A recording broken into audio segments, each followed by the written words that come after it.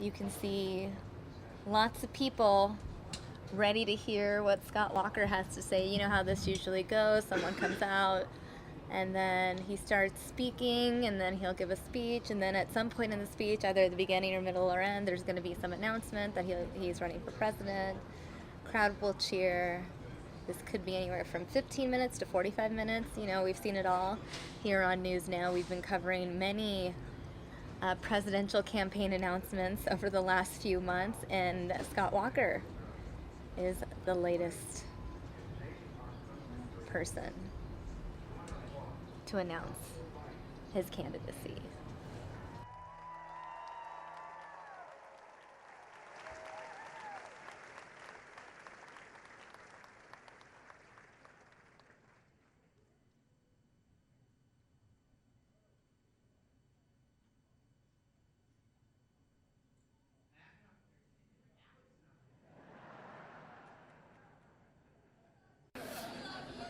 Thank you. Alex and I would like to now introduce a woman so important to us. Our mom has shown us what it means to be strong in times of adversity. She has been our biggest supporter, and we love her. We are grateful for everything that she has done for us over the years. She is selfless, positive, and thanks to her Italian upbringing, a little loud at times. She's been the rock that's kept our family together through the last 4 years, and is someone that's so special in our lives. Ladies and gentlemen, please welcome our mom, Tonette Walker.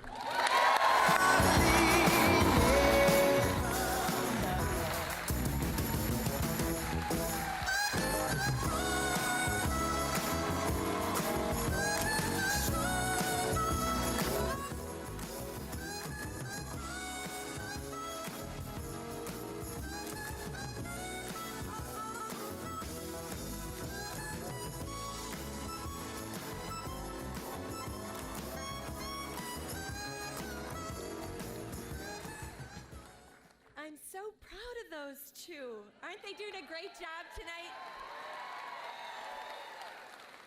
And thank you all for being here so that I can present my husband, Scott Walker, to this great country.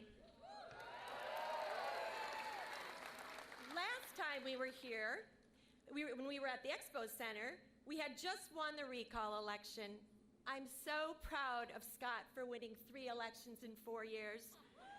So when he told me he was thinking about a 4th election, I said, what the heck, why not? Scott and I wouldn't be standing here today with all the support that we have from this room. You have not been simply bystanders. You made the phone calls, you knocked on the doors, and most importantly, you prayed for us. And we felt those prayers, and we cannot thank you enough.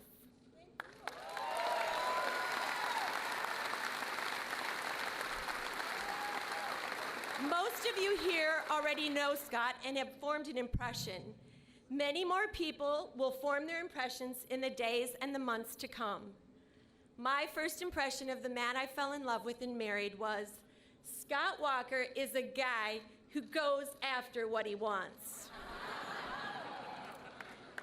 Scott and I met at the same karaoke night 23 years ago at Saz's restaurant. We didn't know each other. We didn't talk to each other that night. On his way out, he slipped me a napkin, and he wrote a little note on it. I thought it was garbage at first, so thank God I didn't throw it away. He wrote, "Forgive me for being rude, but I have to get up early tomorrow morning for work." He left his name and his number, and he asked me out to dinner. Typical Scott, polite and to the point. We joke about the fact that I called him a week later. He likes to say I called him 2 days later. In fact, he told my roommate on the second date that he was going to marry me. She and I had a really good laugh about that. By August, he proposed to me at the same restaurant by handing me another napkin. This time it said, "Forgive me for being rude, but will you marry me?" That's kind of cute, right? Even on our wedding night, after our reception, we stopped at Saz's, and once again he wrote me a note.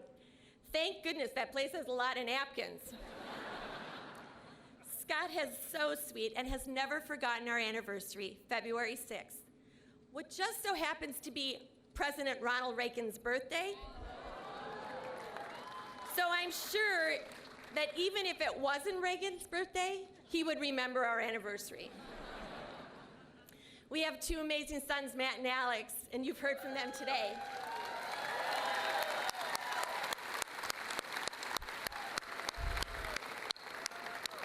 From the moment Scott became a dad, he put our sons first and has taught them the values of faith, hard work, and honesty. Our sons mean the world to us, and our family is excited to start this new adventure. Over the last 4.5 years, the people of Wisconsin have formed their impressions of Scott. In fact, with 3 elections in 4 years, they have a second and third impression too. Ultimately, our fellow Wisconsinites voted him to continue leading our great state. Yeah.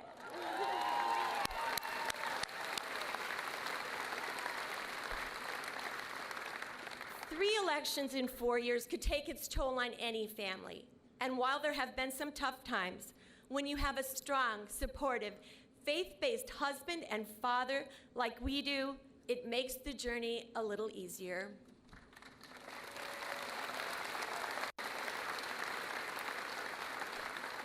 It was a difficult time, but no matter how personal the attacks became, I am so proud of the way Scott handled it.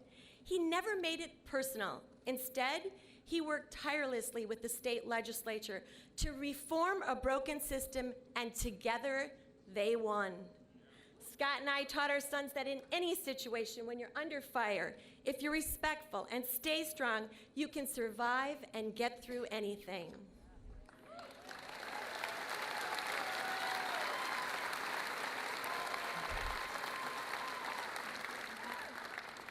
When Scott took on the unions, our family became the target of vicious and personal attacks.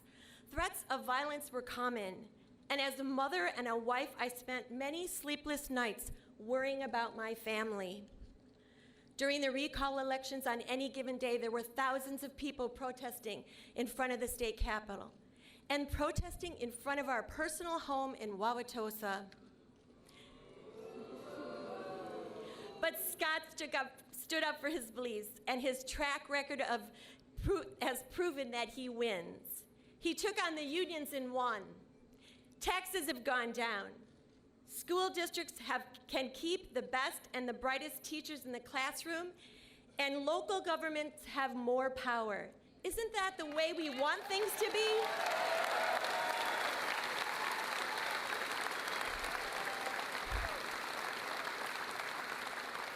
It was never easy, but it was worth it. And Wisconsin wins with Walker.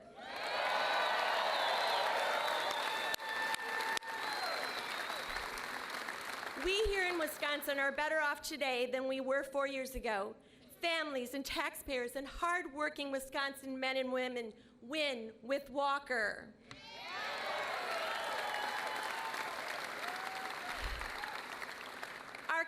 Our concern now turns to all of America's sons and daughters. Our children and our grandchildren deserve an America as great as what we've experienced, or even better. Today, America faces challenges at home and abroad. Meeting those challenges will require bold, decisive, conservative leadership and a person with a proven record of winning. Someone who will not be intimidated by anyone. Starting today, you and the American people will begin to learn more about my husband, his achievement, his service, and his story. I hope that you will know him as the loving husband, thoughtful father, and the fearless leader that I know and love. I've been honored to support my husband's conservative work to build a better Wisconsin, and I have no doubt he will build a better America.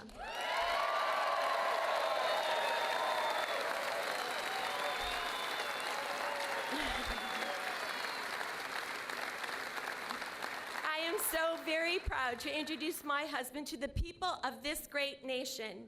Ladies and gentlemen, the 45th governor of Wisconsin, and the person that I hope will be the 45th president of the United States, Scott Walker. Life is a highway. I wanna ride it all night long. If you're going my way, I wanna drive it all night long. Gimme, gimme, gimme, gimme, yeah. Life is a highway. I wanna ride it all night long.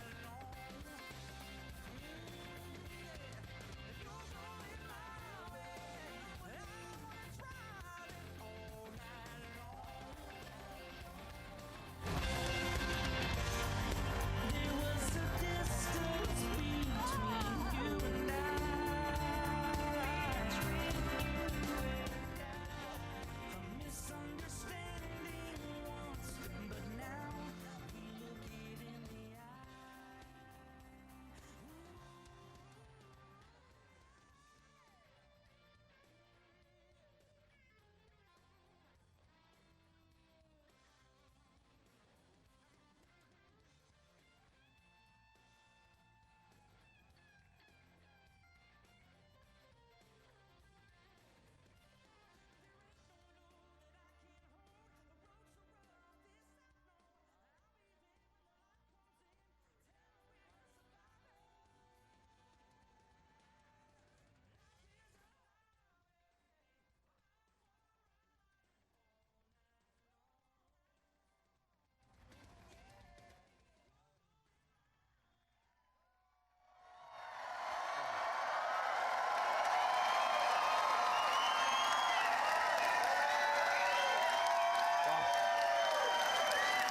Thank you.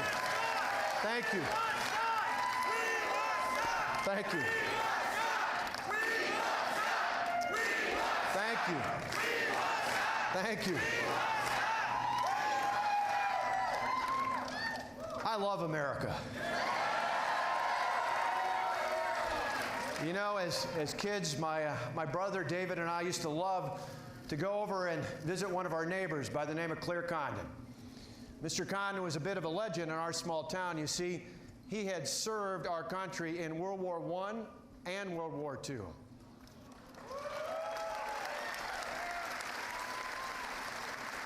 Then, like so many other veterans, he came back and served his community.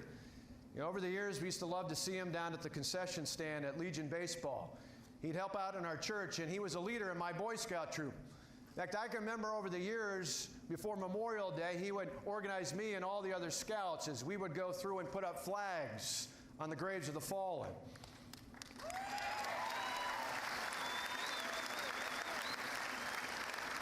It was impossible to be around Mr. Condon and not share his love for God and country. You know, I think back 30 years ago, Mr. Condon's American Legion post helped me attend a program called Badger Boy State. And it was there that I learned about state and local government. You know, along the way, it was interesting. I got the chance to be selected to represent Wisconsin at a program out in Washington, D.C. called Boys Nation. And there I met another veteran, a Vietnam veteran from Georgia by the name of Bob Turner. Now, Bob and all the other veterans that ran that program not only taught us about the federal government and national elections, they shared their love for our country. And they inspired within me the importance of public service when it comes to defending our liberties. Veterans like that remind me that what makes America great is the fact that America is a can-do kind of country. Unfortunately, we have a government in Washington that just can't quite seem to get the job done. You know, Washington, or as I call it, 68 square miles surrounded by reality. Well, the good news is it's not too late. We can turn things around.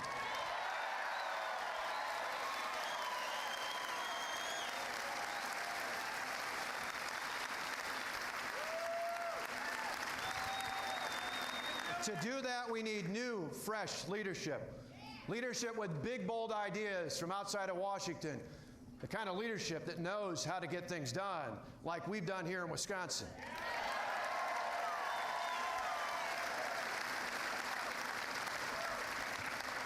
Since I've been governor, we took on the unions and we won.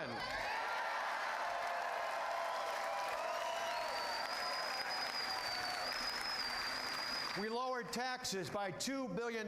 In fact, we lowered taxes on individuals, on employers, and property owners. Property taxes today are lower than they were 4 years ago. How many other governors can say that?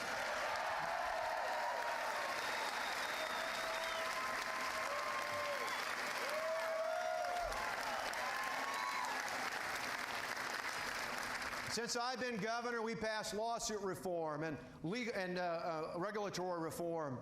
We defunded Planned Parenthood and passed pro-life legislation.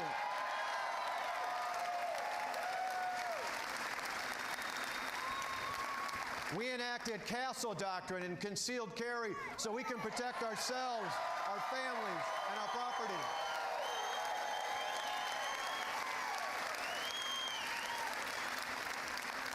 And we now require a photo ID to vote in this state.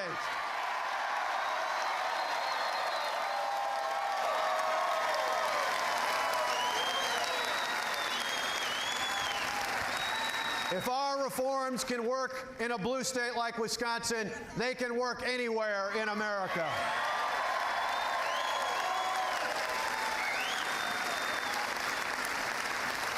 As I travel this country, though, I got to tell you, I hear from people who say they're frustrated with politicians telling people what they're against and who they're against. Americans want to vote for something and for someone. So tonight, let me tell you what I'm for.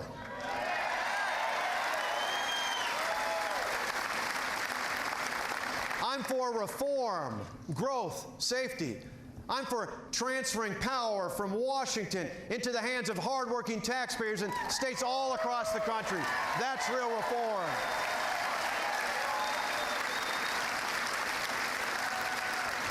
I'm for building a better economy that allows everyone to live their piece of the American dream. That's pro-growth.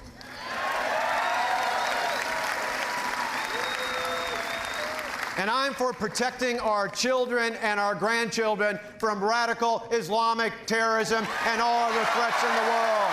That's true safety.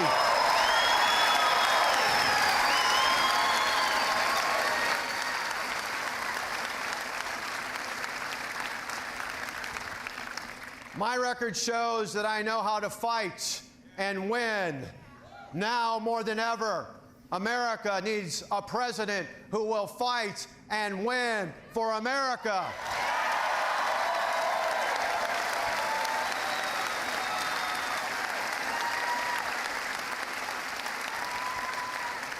So first, let me tell you why I'm for real reform in Washington. You see, our big, bold reforms here in Wisconsin took the power out of the hands of the big government special interest and put them firmly into the hands of the hardworking taxpayers. Today in this state, people who are actually elected by local property taxpayers literally run our schools.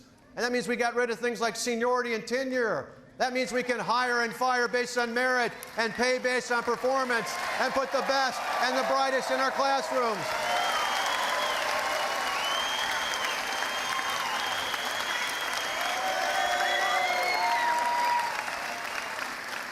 Now think about that. 4 years later, graduation rates are up.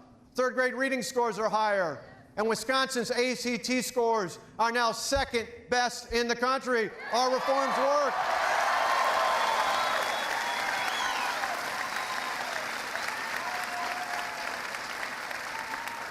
That just goes to show that government closest to the people is generally the best, which is precisely why we need to take power and money out of Washington and send it back to our states in key areas like Medicaid and transportation and workforce development and education.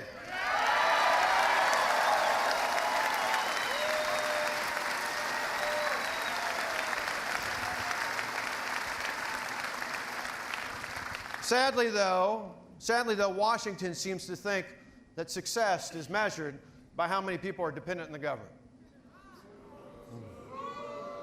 We measure success by just the opposite, by how many people are no longer dependent on the government. Yeah.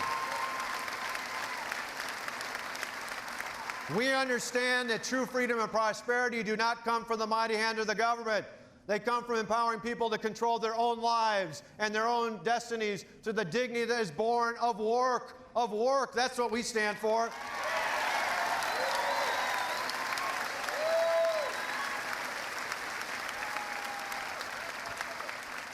Now, as a kid, my first job was washing dishes at the Countryside Restaurant. Then I moved up to the big time. I started flipping hamburgers in high school at McDonald's to save up for college. My dad, who you heard before, was a small-town preacher, and my mom was a part-time secretary and bookkeeper. My grandparents were farmers who didn't have indoor plumbing until my mom went off to junior high school. My dad's dad was a machinist for 42 years at Barbara Coleman down in Rockford, Illinois. My brother and I have thought back throughout the years, and we've realized we didn't inherit fame or fortune from our family. What we got was the belief that if you work hard and you play by the rules, you can do and be anything.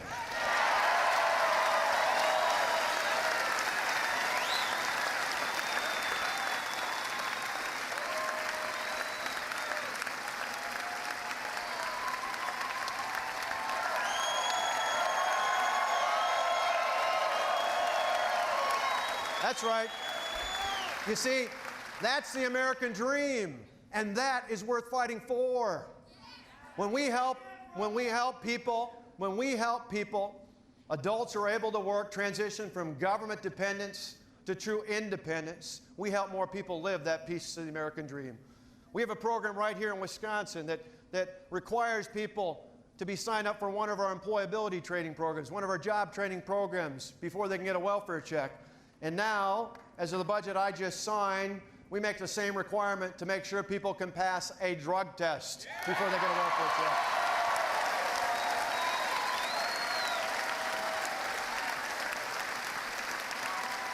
That's right. Now, you can only imagine what the defenders of the status quo thought when I proposed those reforms. They said I was making it harder to get government assistance. My reply, no, I'm making it easier to get a job. And isn't that what it's all about?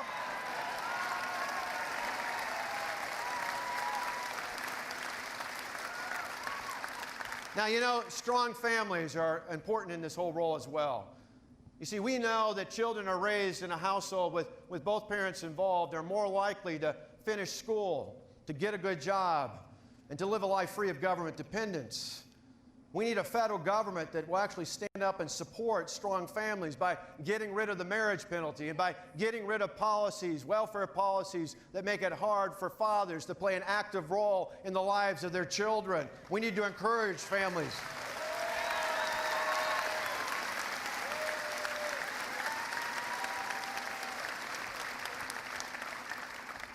I know, thinking about my own family, I know for me, both my parents were so important for David and me as we grew up as kids. And now for Tonette and I, we try to be good role models for Matt and Alex, and they've turned out pretty well, haven't they? They're pretty impressive to watch.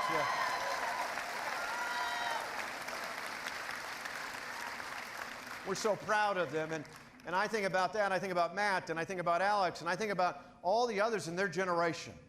And for them, I want them to grow up in a more free and prosperous country. That's really about the American dream there.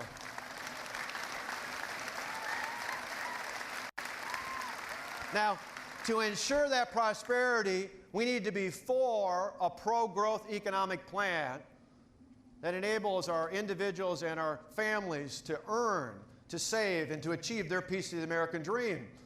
Now, there's a real contrast out there. Instead of the top-down, government knows the best approach that you hear from so many in Washington, we need to build the economy from the ground up in a way that's new and fresh, organic and dynamic, that says, as long as you don't violate the health and safety of your neighbor, go out and start your own career, build your own business, live your own life.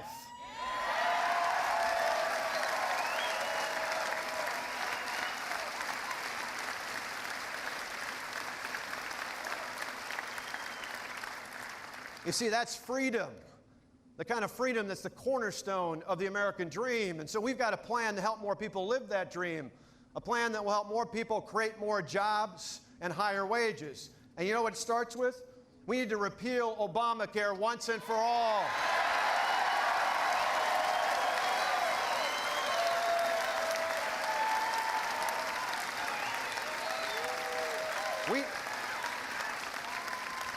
We need to repeal the so-called Affordable Care Act and put patients and families back in charge of their health care decisions, not the federal government.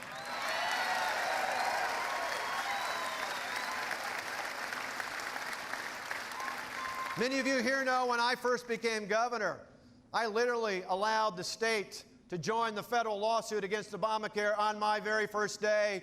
We need a president who on the first day will call on the Congress to once and for all repeal Obamacare entirely.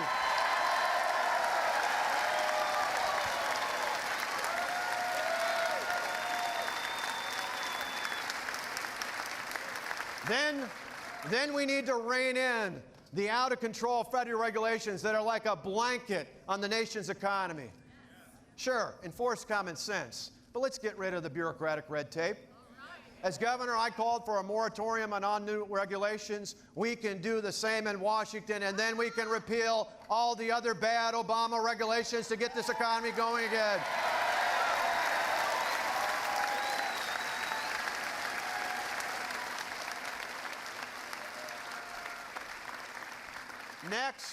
Next, we need to put in place an all-the-above energy policy that says we're going to use the abundance of what God has given us here in America and on this continent. You know, that's right. We are an energy-rich country, and we can literally start refueling our economic recovery. We need a president who on day one will approve the Keystone Pipeline.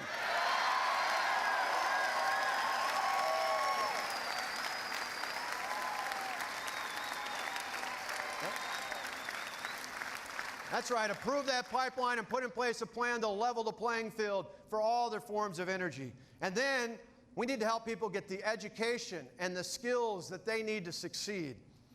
Because we know if we do that, we can help people find careers that pay far more than the minimum wage.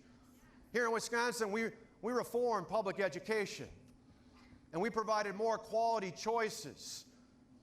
Quality choices for families, because you see, I trust families and I trust parents to make the right decision for their children. I believe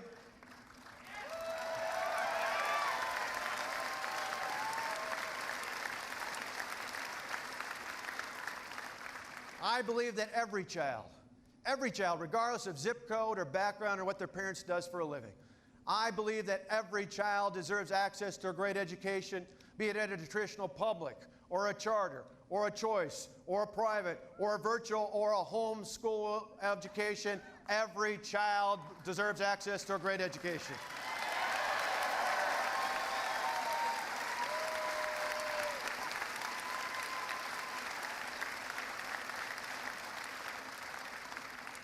That's why I want to work, and you know what, along with that, I want to make sure we have high standards. But those standards should be set at the local level. No Common Core, no nationwide school board.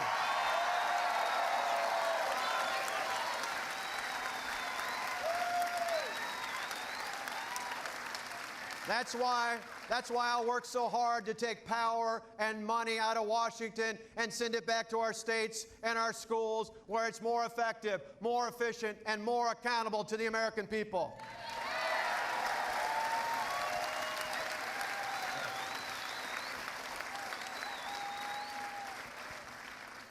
Now think about this. If you were to take $1 out of your purse or your wallet, where would you rather spend that? In Washington or at your child's school? I'd rather spend it at your child's school, and if you give me the chance, we're going to send those dollars back to help your child at your school.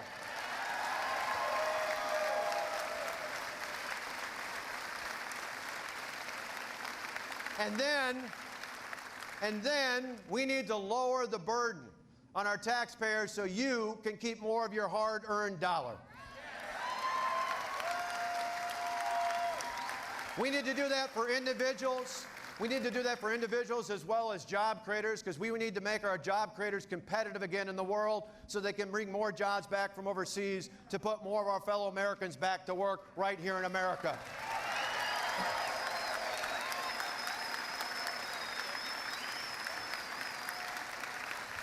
And you know what? We can do it. We can do it because we did it in Wisconsin, and we can do it in Washington.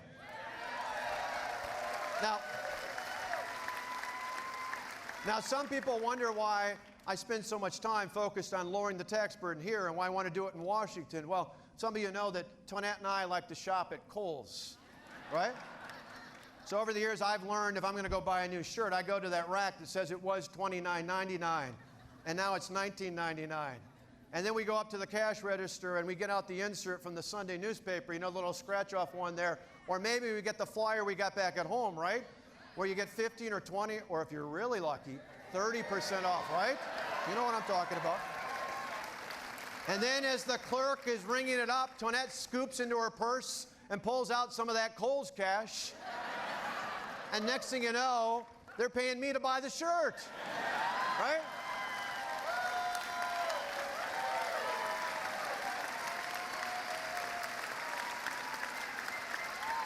We're not really, but it seems like it, right? So how does a great company like Kohl's make money? They make it off of volume, right? They make it off of volume. You see, they could charge that higher price, and a few of you could afford it, but they lower the price, broaden the base, and they make more money off of volume. That's what I think about your money, the taxpayers' money. You see, the government could charge you a higher rate, and some of us could afford it, but if you lower the rate, broaden the base, we expand the volume of people who can participate in the economy.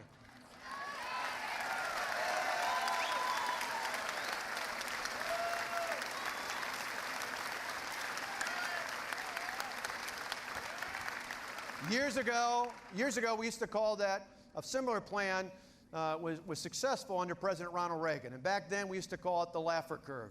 Today, I call it the Kohl's curve because I believe you can spend your money far better than the federal government. And when we do, the economy will get a whole lot better.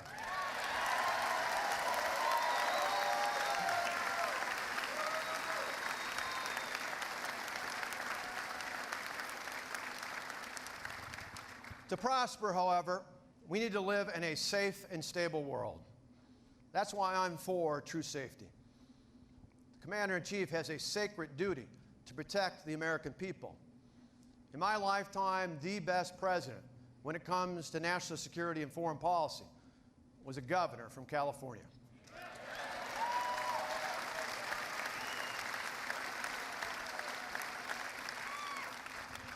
Under his leadership, we rebuilt the military. We stood up for our allies. We stood up to our enemies.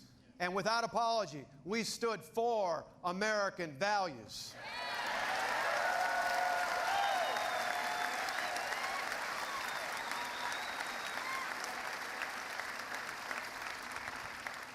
That led to one of the most peaceful times in modern American history. Sadly, today, under the Obama-Clinton doctrine, America is leading from behind, and that has us headed towards a disaster. Think about this. We got a president who drew a line in the sand and allowed it to be crossed. A president who called ISIS the JV squad, Yemen a success story, and Iran a place we can do business with. Iran. Think about that. When my brother David and I were kids, I can still remember we used to tie ribbons around the tree in front of our house during the 444 days that Iran held 52 Americans hostage. One of those hostages was Kevin Hermaning, who grew up down the way in Oak Creek. Kevin was the youngest of the hostages, a Marine who'd just been assigned to serve at the U.S. Embassy in Tehran. Kevin Hermaning is here today with us.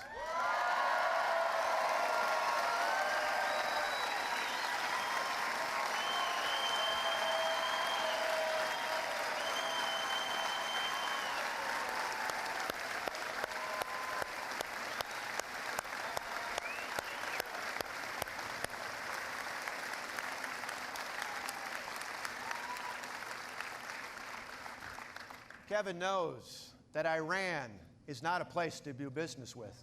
You see, Iran hasn't changed much since the day he and the other hostages were released on President Reagan's first day in office. Looking ahead, we need to terminate the bad deal with Iran on the very first day in office.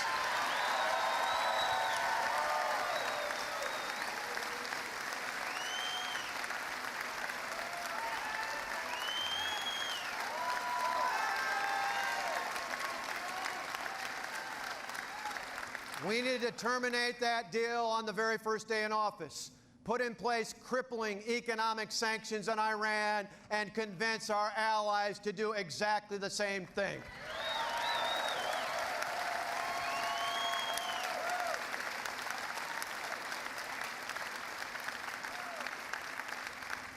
Earlier this year, President Obama declared, he proclaimed that the greatest threat to future generations is global warming, climate change. Well, Mr. President, I respectfully disagree. The greatest threat to future generations is radical Islamic terrorism, and we need to do something about it.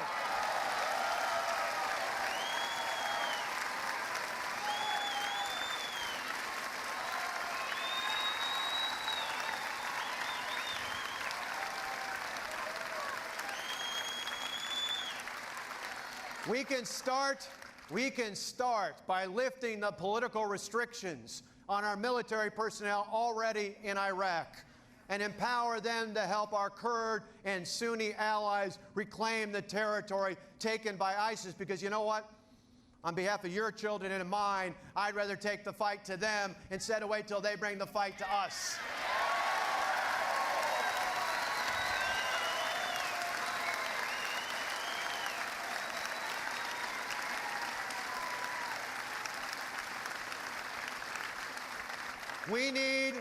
We need to acknowledge that Israel is an ally and start treating Israel like an ally.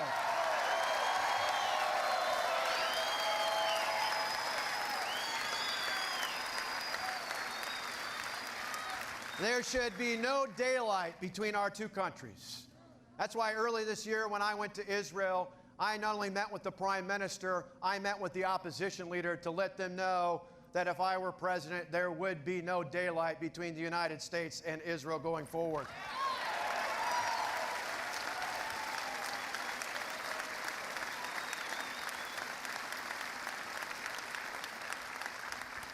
We need to stop the aggression of Russia into sovereign nations. You see, Putin believes in the old Lenin principle that you probe with bayonets. If you find mush, you push. Under Obama and Clinton, Putin has found a whole lot of mush over the last few years.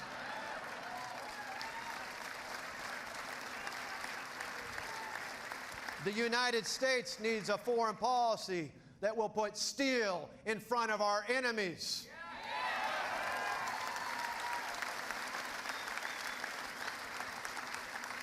We need to stop China's cyber attacks, slow their advances into international waters, and speak out about their abysmal human rights record.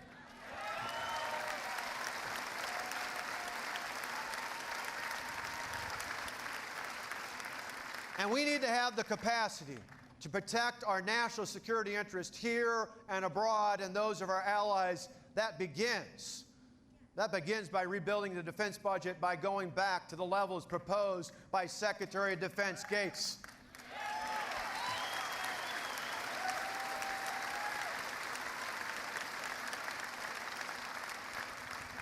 We need to honor our men and women in uniform by giving them the resources that they need to make us safe, and going forward by giving them the quality and timely health care that they deserve when they return home.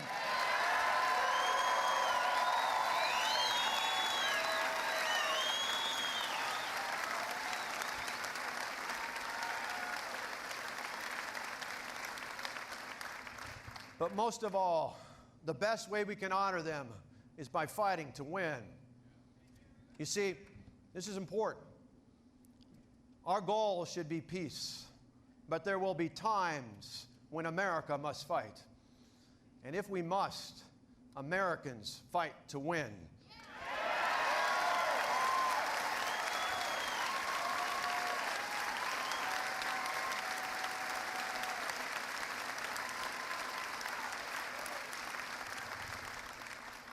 Going forward, the world must know that there is no greater friend and no worse enemy than the United States of America.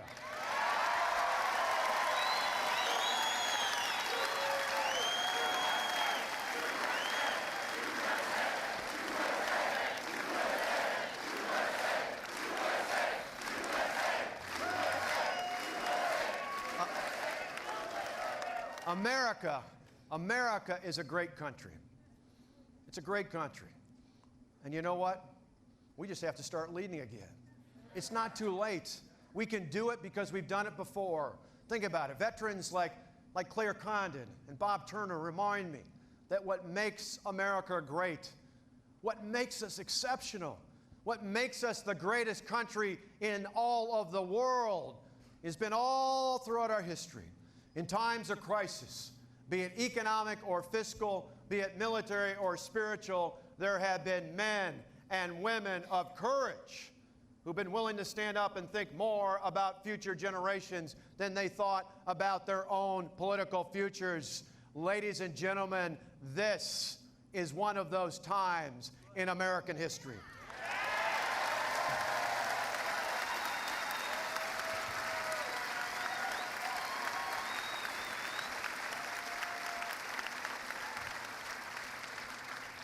And so, after a great deal of thought and a whole lot of prayer, we are so honored to have you join with us here today as we officially announce that we are running to serve as your President of the United States of America.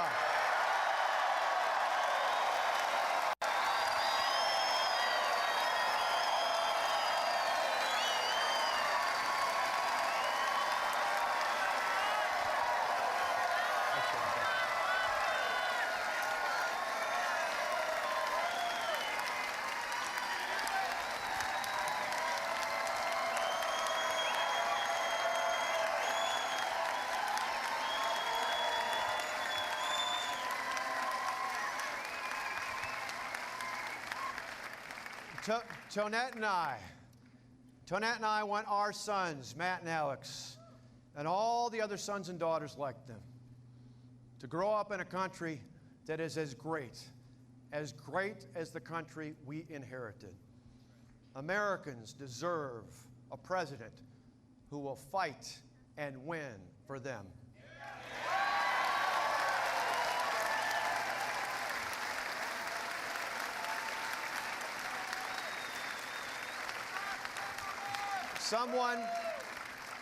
Someone who will stand up for the right to life, liberty, and the pursuit of happiness.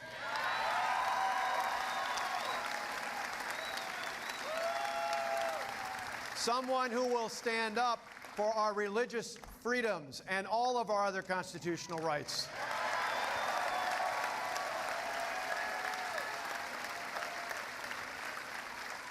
Someone who will stand up for America.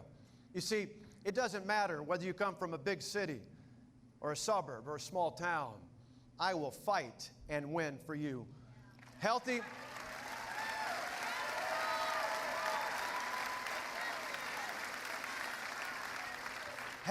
or sick, born or unborn, I will fight and win for you.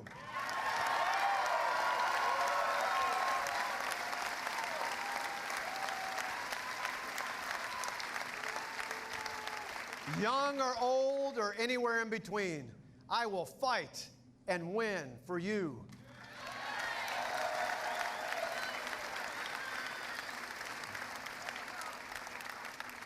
Over the years, I've met some amazing people, many of whom have come here from other places around the world.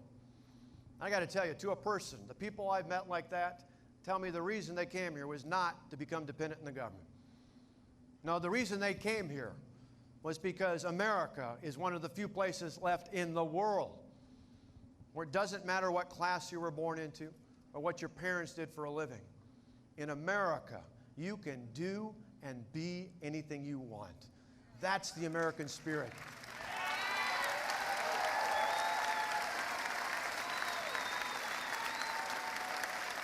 You see, in America, the opportunity should be equal for all of us. But the outcome, well, that's up to each and every one of us here and across this great country.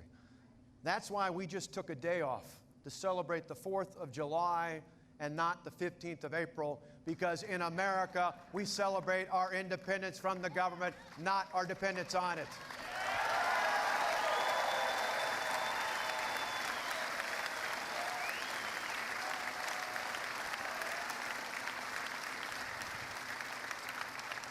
That's why I love America.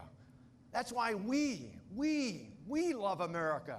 And that's why working together, we can fight and win for America. Thank you for coming out. God bless you all for being here. God bless our military, and may God continue to bless the United States of America.